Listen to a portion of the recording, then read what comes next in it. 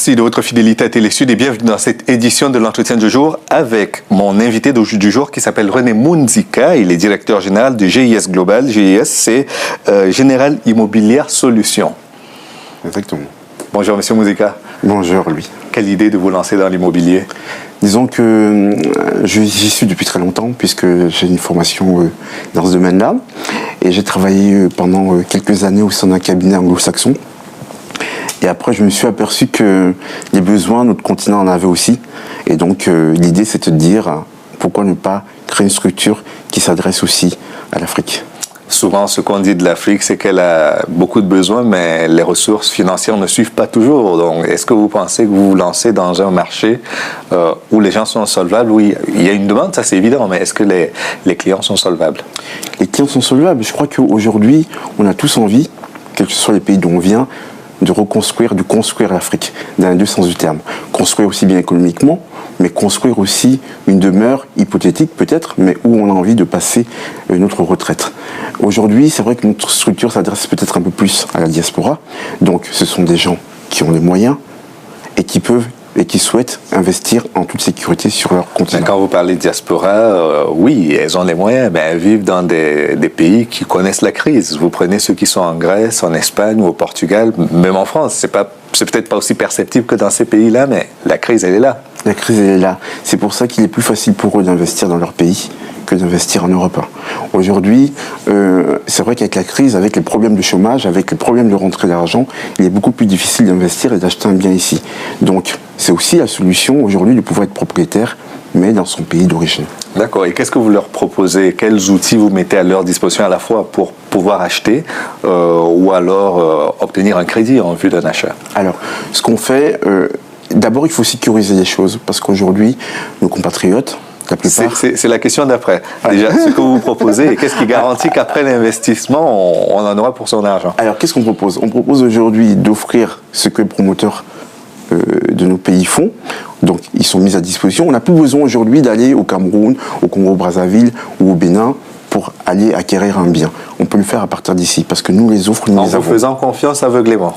En nous faisant confiance aveuglément, je ne sais pas. Parce que je pense que la première chose qu'un acquéreur doit faire, c'est vérifier la solidité de l'entreprise avec laquelle il signe. Aujourd'hui, quand vous signez avec une structure française, vous signez ici. Donc vous avez tous les droits et vous pouvez effectivement, juridiquement, vous protéger là-dessus. On ne vous demande pas de signer avec des structures qui se trouvent sur le continent africain.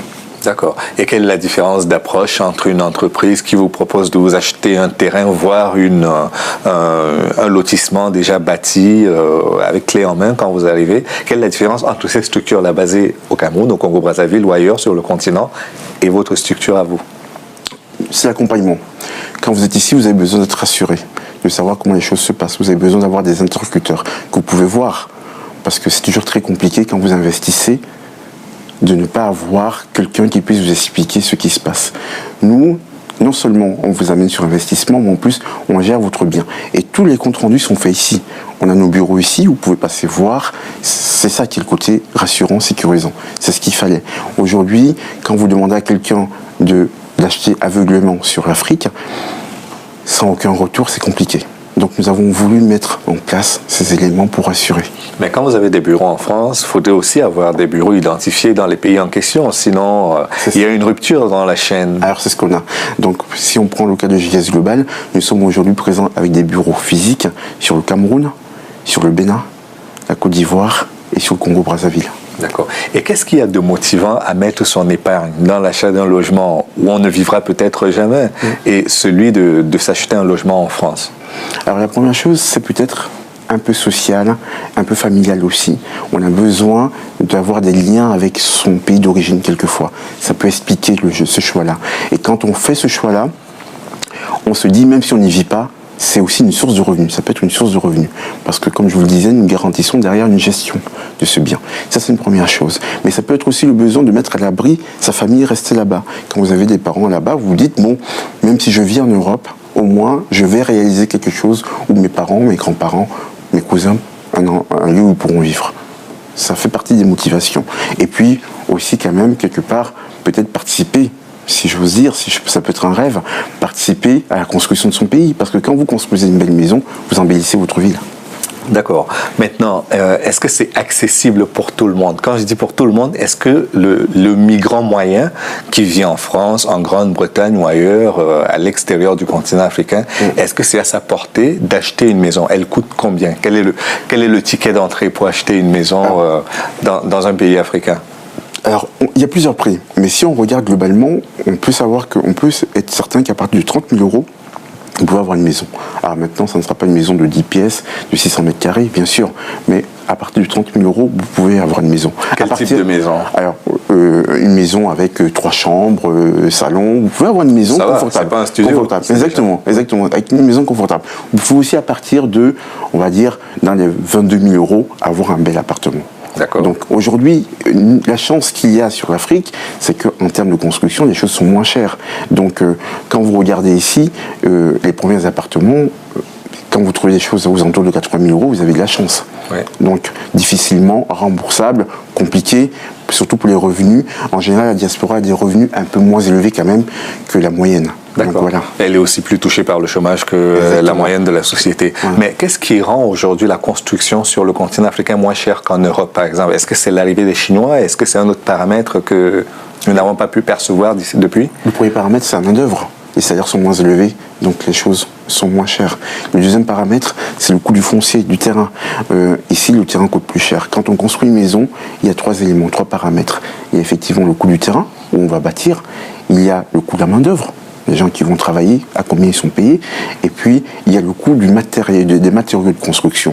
Alors, certains viennent d'Europe, donc sont un peu chers, mais d'autres, comme des briques, sont fabriqués sur place.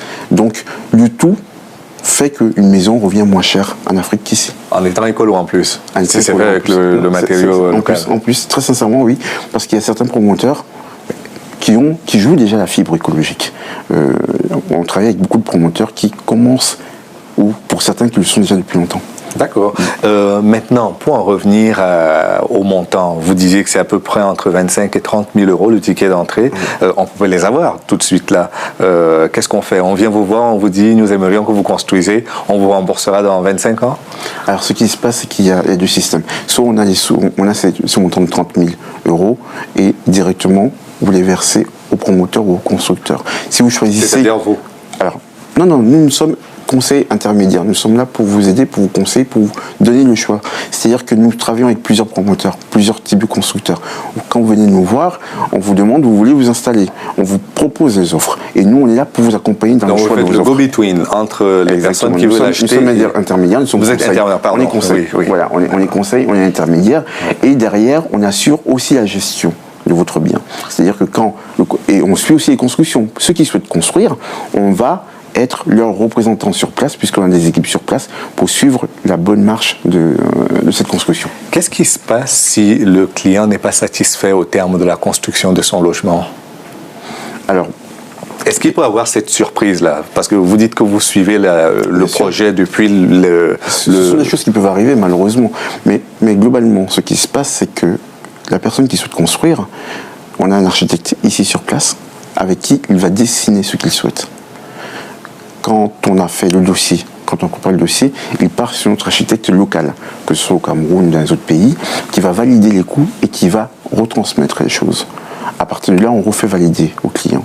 Alors, on n'est pas à l'abri des mauvaises surprises, mais avec toutes les garanties qu'on prend, c'est quand même assez rare. D'accord. Et maintenant, on parlait d'argent. Si on ne peut pas tout payer d'un seul coup, quelles sont les possibilités de financement que vous offrez? Est-ce que vous avez des partenariats avec des banques? Est-ce que vous avez des partenariats avec d'autres structures de prêt d'argent, de microfinance, de microcrédit, comme on dit couramment? Comment vous faites pour que vos clients potentiels puissent acheter un bien qui n'est pas à leur portée dès le premier coup? Alors, ce qui se passe, c'est que on a une filiale au sein de GS Global, en fait, c'est 3 entités. L'une des entités s'appelle GIS-CFC. Nous sommes le représentant du Crédit Foncier du Cameroun depuis déjà 4 mois maintenant. Qui opère au Cameroun? Qui opère au Cameroun. D'accord. Là, ça, c'est pour le public camerounais. Là, c'est pour le public camerounais. Après, je vous parlerai des autres pays. Donc, au niveau du Cameroun, le Crédit Foncier est le premier établissement en termes de prêts, aussi bien pour les Camerounais là-bas que pour la diaspora camerounaise ici. Ça représente grosso modo 80% des prêts qui sont faits par le Crédit Foncier. Le Crédit Foncier avait fermé ses bureaux, malheureusement en France, il y a à peu près 2 ans. Ils ont souhaité le rouvrir, ils ont sollicité notre structure, nous avons ensemble mis en place un partenariat qui permet aujourd'hui, pour les Camerounais qui sont soit en Europe, soit en Amérique, au travers de notre structure, d'accéder au crédit. Ça, c'est pour la partie camerounaise. D'accord. C'est une forme de... Avant, juste une parenthèse, est-ce que ça fait partie de ce qu'on appelle partenariat public-privé? Non, c'est quelque chose dans ce style-là? Pas vraiment, parce qu'en fait, il s'agit juste d'une représentation financière du crédit foncier à Paris. Voilà. Donc ça, c'est pour le Cameroun. Pour les autres pays, nous sommes en train de faire la même chose, notamment pour le Congo-Brazzaville avec la BCH, la Banque congolaise de l'habitat. La même chose, nous sommes en train de négocier aussi avec la Côte d'Ivoire pour trouver une solution, ainsi que le Bénin. Je crois que l'accès au crédit, c'est un élément qui est très important. Et le crédit foncier l'a compris, c'est pour ça qu'ils ont rouvert une représentation en France. Parce que quand vous proposez aux gens de pouvoir payer leur logement sur 5 ans, sur 10 ans, sur 20 ans, et des conditions acceptables, ça donne à tout le monde la possibilité, enfin à un plus grand nombre la possibilité d'être propriétaire. D'accord. Et quand vous disiez tout à l'heure qu'on peut construire à des coûts raisonnables, est-ce que c'est aussi sur des durées raisonnables? Quand on vient chez vous et qu'on dit par exemple j'aimerais avoir une maison au Cameroun, si c'est en début d'année, on est à peu près certain de pouvoir passer ses vacances dans cette maison-là en été? Alors, tout dépend de deux choses.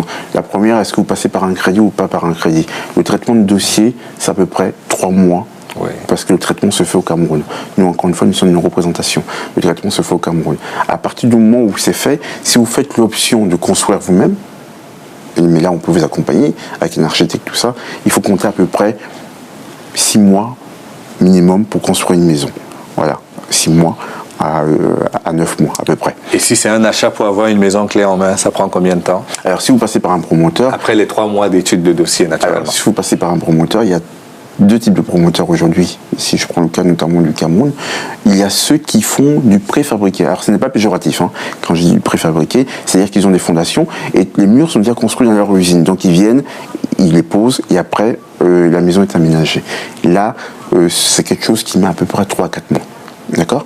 Maintenant, si vous prenez un constructeur, un promoteur classique, si vous choisissez un appartement, ça va aller très vite parce qu'en général, ils ont déjà lancé des immeubles.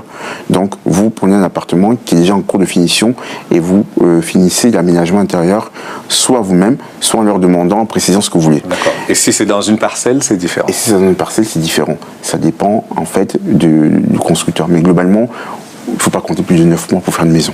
Très bien. Donc, on peut dès à présent vous dire, l'été prochain, j'aimerais avoir une maison au Cameroun, on est à peu près certain de l'avoir. Dans un an, juillet 2013, vous pouvez, si vous vous lancez maintenant, bien sûr. Bien sûr. Merci beaucoup, monsieur René Mounzika. Je rappelle que vous êtes le directeur général de GIS Global, qui est General Immobilier Solutions. Merci d'être venu. Je vous remercie. Et merci à vous d'avoir suivi l'émission jusqu'à son terme. Rendez-vous demain pour une autre édition de l'Ancien Jour. À bientôt.